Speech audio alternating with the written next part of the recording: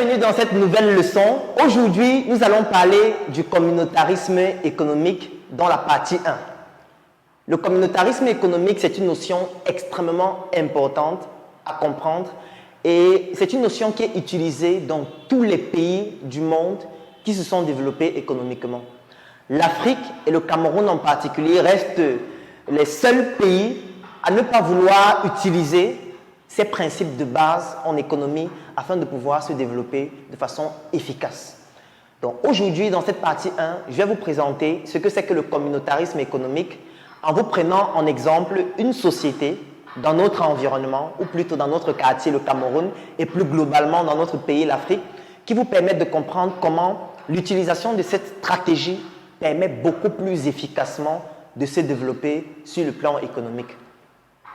En 2015, une étude a été réalisée au Cameroun afin de pouvoir comprendre quelles sont les régions les plus développées et les régions les moins développées. Et cette étude a permis de mettre en évidence deux éléments extrêmement importants. La région la plus développée du Cameroun était la région de l'Ouest et la région la moins développée était la région du Sud. Et pour aller plus loin, il était question de comprendre maintenant qu'est-ce qui explique le fait que la région de l'Ouest soit plus développée sur le plan économique par rapport à la région du Sud. Je tiens à préciser que ça n'a rien à voir avec l'intelligence. Ce n'est pas parce que ceux de l'Ouest sont plus intelligents, ça ce sont des balivernes. Ce n'est pas parce qu'ils sont plus beaux, ce n'est pas parce qu'il y a un endroit où les gens ont une capacité à travailler plus que les autres. Ça n'a rien à voir avec tout ça. Le seul élément qui a été retrouvé sur le plan statistiquement significatif et qui explique pourquoi la région de l'Ouest est plus développée que la région du Sud, cet élément, c'est la préservation de la culture. Vous allez me poser la question, comment est-ce que la préservation de la culture peut transformer une région sur le plan économique et pousser cette région à être plus développée économiquement qu'une autre région? Et là, je vais donc vous expliquer en vous prenant un exemple. La préservation de la culture permet de maintenir, ou plutôt d'installer, un principe de société sous forme d'une pyramide. Ici, je vais représenter ça avec un triangle, tout simplement pour que ce soit tout facile à comprendre. Alors, au sommet, nous avons un chef. Parce que dans la culture, notamment des peuples de l'Ouest, le chef est plus respecté que le président de la République. Il y a des régions de l'Ouest Cameroun où le chef, en tout cas, il y a des régions où on ne connaît même pas le président, parce que la seule personne qui a autorité, c'est le chef du village. Parce que dans le système pyramidal de l'organisation sociétale de ces régions, sur le plan culturel, le chef traditionnel est au sommet de la pyramide.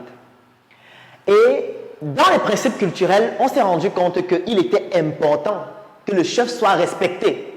Parce que si le chef n'est pas respecté, personne ne va vouloir appliquer ce que le chef demande de faire. Il y a donc deux principes qu'ils ont donc utilisés pour pousser la population, ou plutôt les ressortissants de ces régions, à respecter le chef. La première chose, c'est l'argent.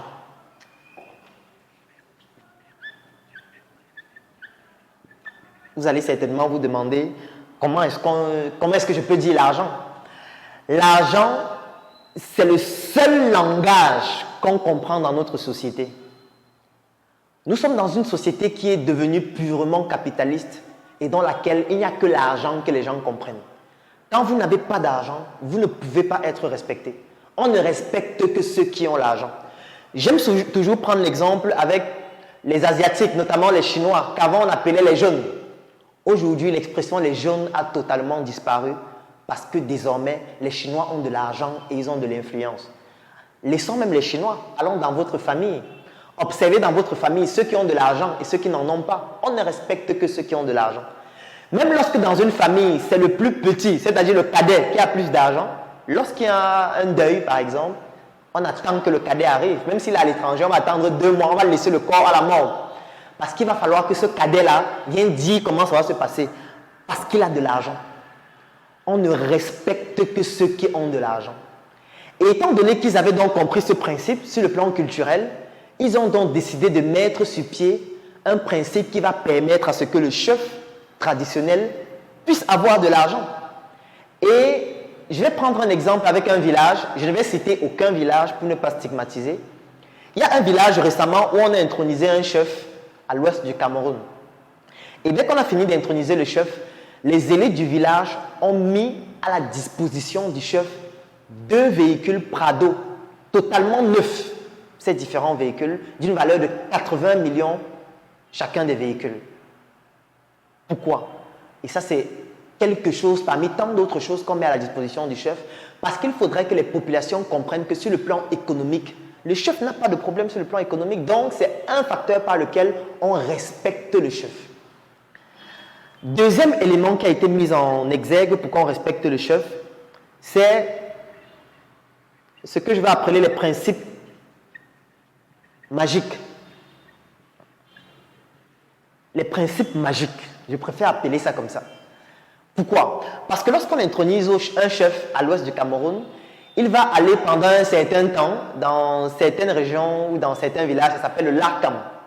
Ça veut dire qu'il sera intronisé par certains notables et certains anciens.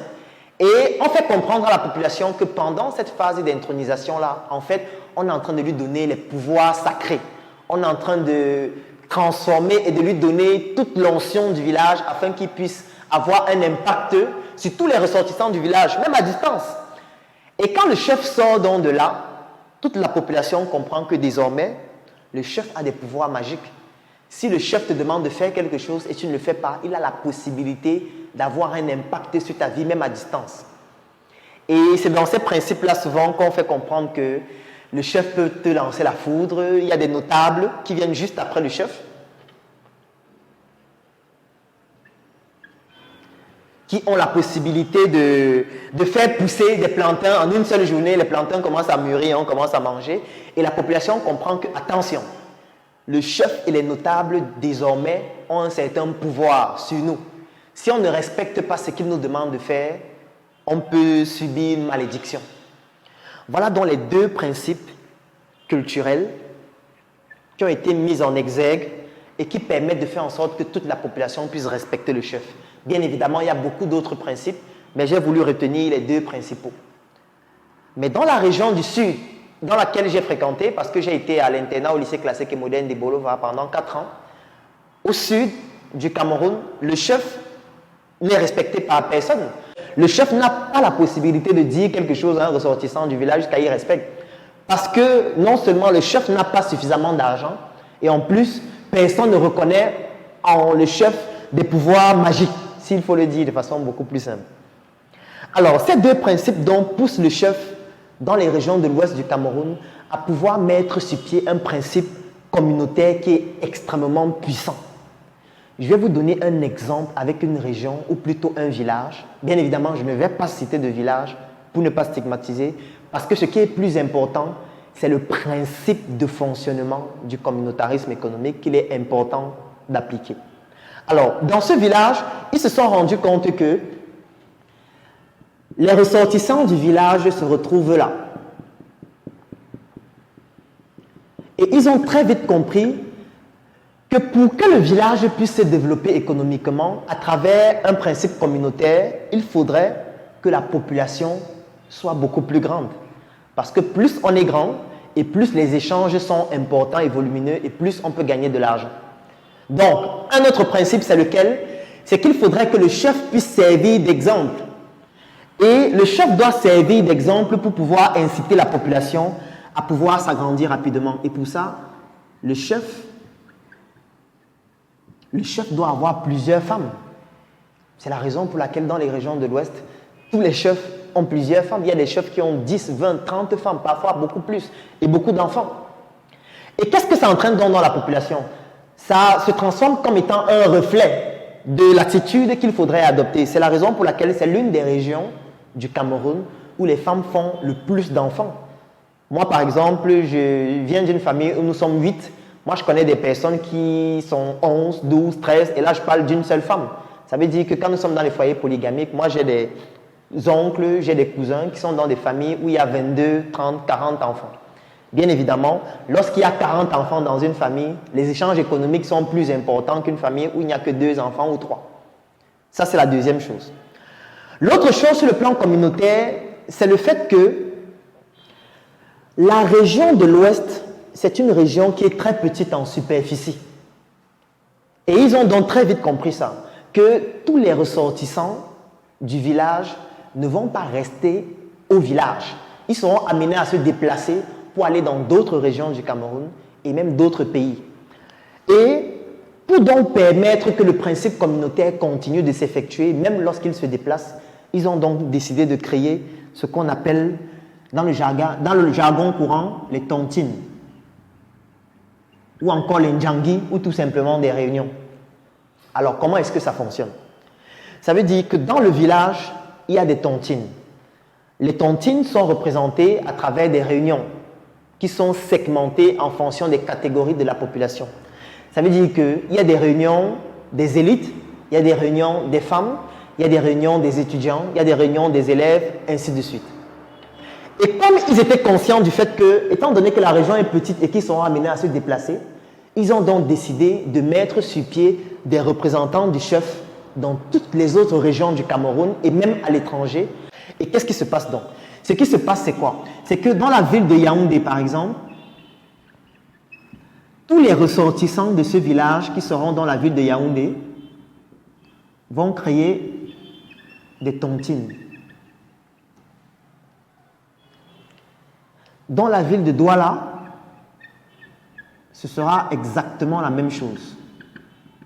Des tontines. À Paris, ce sera exactement la même chose. À Berlin, ce sera exactement la même chose. À Ebolova, ce sera exactement la même chose. Ainsi de suite. Et comme je l'ai expliqué, les tontines sont segmentées en fonction des catégories de la population, des ressortissants du village. Qu'est-ce que ça veut dire? Ils ne comprennent plus l'essence de la tontine, que j'ai décidé de créer une tontine afin de pouvoir vous offrir l'opportunité de pouvoir y participer. Cette tontine est dans un groupe que j'ai créé qui s'appelle le Claudel Numbissier Business Group. C'est un groupe que j'ai créé dans lequel nous parlons opportunités d'affaires, nous parlons business, nous faisons des retours sur expérience. Chaque jour dans le groupe, je fais une chronique business où je parle d'un secteur d'activité, où je parle d'une astuce qui vous permet de pouvoir mieux gérer vos activités si vous êtes un entrepreneur, mieux gérer vos études si vous êtes un élève ou un étudiant, ou alors tout simplement mieux gérer votre argent si vous êtes un fonctionnaire ou un employé. Et dans ce groupe, nous faisons donc une tontine structurelle qui va commencer au mois de janvier 2022. Actuellement, dans le groupe, nous avons déjà 80 membres. Et en janvier 2022, nous allons commencer avec la tontine structurelle. Donc aujourd'hui, je vous offre l'opportunité de pouvoir participer à ce groupe, le Claudel Numbissier Business Group. Donc si vous souhaitez participer au Claudel Numbissier Business Group dans lequel nous allons faire dans une tontine structurelle, dont vous allez avoir beaucoup plus de détails dans le groupe parce qu'il y a certaines informations qui sont confidentielles que je ne peux pas donner dans ce direct, vous écrivez en commentaire « Je souhaite participer au Claudel Numbissier Business Group » ou alors « Je souhaite rejoindre le Claudel Numbissier Business Group ». Le Claudel Numbissier Business Group, c'est un groupe dont l'accès coûte 10 000 francs par mois ou 25 € par mois pour ceux qui ne résident pas au Cameroun. Et vous devez payer minimum 3 mois afin d'accéder au groupe. Et pour pouvoir bénéficier de la tontine immobilière, vous devez payer minimum 12 mois afin de pouvoir y participer. Donc, écrivez en commentaire « Je souhaite rejoindre le Claudel Numbissier Business Group » et nous allons vous contacter afin de vous donner toutes les informations qui vont vous permettre de rejoindre le groupe. Donc, dans le groupe, nous avons une chronique vidéo chaque jour que je fais entre lundi et vendredi dans laquelle je parle d'une opportunité où je présente un business qui peut aider des élèves, des étudiants, des entrepreneurs, des hommes d'affaires ou alors tout simplement des employés ou des fonctionnaires. Ça, c'est de lundi à vendredi. Donc, de lundi à vendredi, le groupe, il est fermé. On ne parle pas. Ce n'est pas un groupe dans lequel vous allez venir voir 2000 messages, 5000 messages. Les gens qui envoient les prières, les gens qui envoient des actualités, les gens qui disent « aidez-moi », les gens qui disent « non, non, non ». C'est un groupe où on ne parle pas de lundi à vendredi. De lundi à vendredi, il y a une chronique business. Vous regardez la chronique, vous prenez des notes uniquement. Il n'y a pas de bavardage. Ce n'est pas un groupe où on vient saturer le cerveau avec des conneries. Alors, donc de lundi à vendredi, il y a une chronique business. Et puis le samedi et le dimanche, c'est le networking et ce sont des échanges sociaux. Ça veut dire qu'il y a la base de données de tous les membres du groupe, base de données dans laquelle on a les noms, on a les numéros de téléphone, on a les villes, on a les pays, on a les professions, on a l'expérience de chacun, on a le secteur d'activité dans lequel chacun est. Et surtout, on a toutes les informations qui permettent de faire le networking entre les membres. Et on fait la mise à jour de la base de données dans le groupe chaque jour. Ça permet donc aux membres de pouvoir entrer en contact avec les autres membres et de pouvoir donc faire ce networking, même si vous n'êtes pas présent physiquement dans la même ville. Aujourd'hui, la technologie nous permet de le faire. Ça veut dire que même si vous êtes aux États-Unis, vous pouvez rejoindre le groupe. Même si vous êtes en Chine, vous pouvez rejoindre le groupe. Même si vous êtes au Japon, vous pouvez rejoindre le Claudel Noumissier Business Group. Qu'importe l'endroit du monde à partir duquel vous vous retrouvez, vous pouvez rejoindre le Claudel Noumissier Business Group et bénéficier donc des chroniques chaque jour, des opportunités de business, du networking, du partage d'expériences et surtout de la tontine structurelle que nous allons commencer en janvier 2022. Donc, comme je le disais, actuellement, nous sommes déjà 80 personnes dans le groupe. Nous avons lancé le groupe, ça fait 3 semaines, 7 semaines. Donc, c'est déjà merci à toutes les personnes qui ont décidé de rejoindre le groupe parce que c'est quand même impressionnant qu'en si peu de temps, nous avons déjà 80 personnes. Et surtout, pour pouvoir bénéficier de la tontine structurelle, vous devez payer minimum 12 mois. Parce qu'on ne veut pas avoir quelqu'un qui va payer 3 mois. Et puis, quand on va lancer un projet sur 12 mois, il va se débiner juste avant. Et vous voyez que l'un des critères pour accéder au groupe, c'est de pouvoir payer. Pourquoi est-ce que ce n'est pas un groupe gratuit? C'est parce qu'il faudrait que vous soyez capable de payer.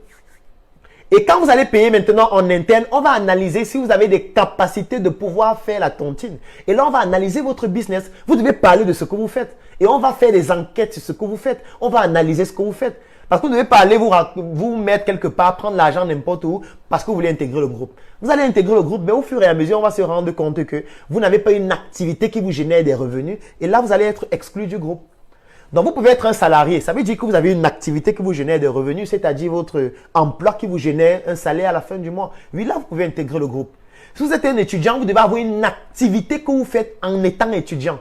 Comme Valère aime souvent le dire, un pied à l'école et un pied dans le business. Vous devez avoir un pied dans le business, même si vous êtes élève ou étudiant, pour pouvoir cotiser ou pour pouvoir intégrer le groupe au moins. Vous n'allez pas venir juste prendre l'argent que votre père vous donne pour intégrer le groupe. Ça veut dire que ce n'est pas un groupe qui est fait pour vous. Vous pouvez être un entrepreneur, vous avez une activité qui vous génère des revenus et puis la marge que vous avez, ça vous permet d'accéder au groupe ou alors de pouvoir contribuer et de cotiser pour bénéficier de la tontine structurelle que nous allons mettre sur pied en janvier. Donc, pour rejoindre le Claudel Noumissier Business Group, comme je l'ai dit, l'accès c'est 10 000 francs par mois pour ceux qui résident au Cameroun, 25 € par mois pour ceux qui sont en dehors du Cameroun. Le minimum pour intégrer le groupe, c'est de payer 3 mois. Et pour pouvoir bénéficier de la tontine immobilière, vous devez payer minimum 12 mois afin de pouvoir être éligible pour la tontine immobilière. Bien évidemment, vous devez avoir une activité génératrice de revenus si vous souhaitez bénéficier de la tontine immobilière. Mais que vous ayez une activité génératrice de revenus ou pas, vous pouvez rejoindre le groupe et juste suivre les chroniques, bénéficier du networking, bénéficier des opportunités d'affaires et bénéficier de l'expérience des autres membres du groupe. Qu'importe votre statut social, que vous soyez un élève, un étudiant, un employé, un chef d'entreprise, un entrepreneur, un businessman, vous pouvez rejoindre le groupe pour ces autres avantages. Mais pour la tontine structurelle, il faut absolument payer 12 mois minimum et surtout avoir une activité génératrice de revenus. Donc, dans le groupe, vous allez avoir beaucoup d'autres informations. Comme la formation sur la tontine, elle est gratuite pour toutes les personnes qui sont dans le groupe. Quand vous allez intégrer le groupe, vous allez avoir cette formation qui fait plus de 2 heures de temps, dans laquelle je parle en détail des différentes formes de tontine, avec une chronique spéciale sur la tontine structurelle que nous allons faire dans le groupe. Donc, si vous souhaitez rejoindre le Claudel Noumissier Business Group, une seule chose à faire, écrivez en commentaire « Je souhaite rejoindre le Claudel Noumissier Business Group » et nous allons vous contacter pour vous donner les informations. Vous pouvez aussi nous contacter en inbox et je vais vous répondre afin de pouvoir vous donner les contacts ou alors le lien que vous devez remplir afin que nous puissions entrer en contact avec vous. Ou alors tout simplement, vous pouvez vous rendre dans l'un de nos locales à Yaoundé par exemple, à Carrefour Isaac Camo, siège de la Startup Academy, ici à NRC qui est situé à la nouvelle route Bastos. En face de Bethesda, vous allez voir le grand totem NRC au 3e étage. Vous pouvez vous rendre au siège de la Startup Academy à Douala, qui est situé à Ancien Number One. Vous pouvez vous rendre au siège de la Startup Academy à Tchan. Vous pouvez vous rendre au siège de la Startup Academy en Côte d'Ivoire. Du moins, si vous pouvez être là physiquement dans nos différents sièges, vous le faites. Si vous ne pouvez pas, vous écrivez juste en commentaire, vous écrivez en inbox ou alors vous laissez vos coordonnées et nous allons vous contacter et vous permettre d'accéder au Claudel Noubissé Business Group. J'espère que ce direct vous a permis d'avoir des informations un peu plus précises sur ce que c'est que la tontine et que désormais vous allez améliorer votre manière de faire la tontine ou alors nous rejoindre afin qu'ensemble nous puissions mettre sur pied une tontine structurelle qui va contribuer à mettre sur pied des projets qui vont contribuer au développement de notre quartier, le Cameroun et plus globalement de notre pays, l'Afrique. Donc je vous souhaite de passer un très bon lundi. On se donne rendez-vous demain, même lieu, même heure, pour un autre direct. C'est une autre thématique tout autant intéressante et enrichissante. Portez-vous bien.